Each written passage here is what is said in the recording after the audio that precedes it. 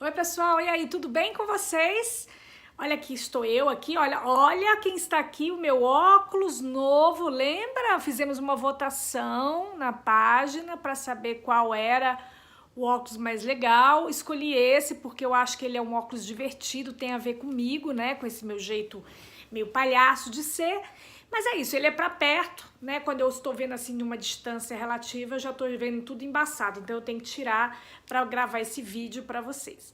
Hoje eu vou falar de um assunto que, na verdade, o ideal seria que eu consultasse um especialista, um médico. Eu não consegui marcar nenhuma entrevista, porque os meus dias ainda continuam em fase de adaptação. Então eu preferi falar desse assunto, até porque eu me sinto, digamos assim, não uma especialista, longe disso, hein? Mas como eu já vivenciei essa história, eu posso falar para vocês a minha opinião e também dar as minhas dicas, meus conselhos, tá bom? O tema que eu vou falar hoje chama-se depressão. Depressão é uma doença, tá? Muita gente acha que depressão é um simples desânimo, uma tristeza. Não é só isso. A depressão, para quem não sabe, ela é o resultado de um desequilíbrio que acontece dentro do cérebro, um desequilíbrio químico. O que é isso, um desequilíbrio químico? A gente tem um monte lá de substâncias, de corpos, sei lá como é que chama aquilo, que são chamados neurotransmissores. Eles ajudam a propagar os sentimentos, as sensações dentro do cérebro e por extensão ao corpo. E os neurotransmissores, alguns deles, o mais conhecido é a serotonina, que é um neurotransmissor que a gente produz quando a gente faz atividade física, mas assim, a gente produz naturalmente, mas quando a gente faz atividade física, a gente produz mais. E aí existe um desequilíbrio, às vezes tem mais, tem menos, um outro tipo de neurotransmissor. O fato que isso cria um quadro geral em que a pessoa ela fica num estado de prostração. Sabe aquele dia que você não quer levantar da cama, que você não tem ânimo para nada, que você começa a sentir assim, como se o mundo fosse acabar, naquele momento, dali a alguns minutos, você tá aquele frio na barriga, como se a qualquer hora fosse acontecer algo, aquela coisa meio de... Sabe quando a gente tá muito ansiosa e que fica com frio na barriga? Você imagine isso assim, digamos, constantemente. Não é um dia, não é 2 dias, são vários dias, é uma sucessão de dias em que você vai sentir esse tipo de coisa, essa vontade. E assim, e também não necessariamente existe uma razão para isso. Ou seja, você perdeu alguém que você amava muito, ou você saiu de um relacionamento, ou você mudou, você tá prestes a ser demitido e você fica sabendo e você começa a sentir uma tristeza. Não, não é só isso. Tá? Tem gente que não tem nada disso, não passa por nenhuma dessas experiências e de repente está num quadro depressivo. Eu sou o típico caso de pessoa que já teve depressão, não uma, não duas, mas mais de 3 vezes na vida. Eu tenho uma tendência familiar, se eu for ver o histórico da minha família, por parte de mãe principalmente, a gente tem um histórico de pessoas que, infelizmente, tiraram a própria vida.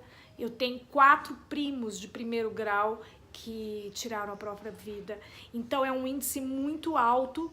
E isso, não que seja a depressão, esse tipo de atitude é uma atitude que pode ser cometida por alguém que está dentro de um quadro de depressão. Por isso que a gente tem que prestar muita atenção, não só na gente, mas também nas pessoas que nos cercam, nos nossos amigos, nos conhecidos, na família, no filho. Hoje tem crescido muito isso, assim, antigamente as pessoas não noticiavam suicídio justamente para não gerar um efeito de imitação. Mas, infelizmente, hoje está se noticiando bastante e a gente está sabendo muito dos casos que acontecem.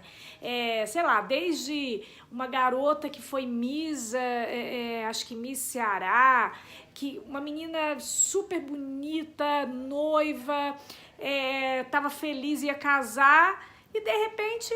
Entendeu? Quer dizer, a gente não sabe qual foi a causa, o que provocou, mas tudo leva a crer que uma pessoa assim pode estar passando por um processo de depressão e as pessoas não estão vendo ou de alguma forma ela não procurou ajuda. Então, gente, a primeira coisa, se você estiver se sentindo assim, é muito comum nessa fase da vida, na menopausa também, com esses hormônios da gente oscilando e tudo mais, isso é comum de acontecer. Tá? Então é comum a gente entrar numa depressão e achar que é só a menopausa, mas a menopausa pode levar a um quadro de depressão por um desequilíbrio qualquer químico, certo? Então o que eu digo para vocês a primeira coisa, procurem um médico.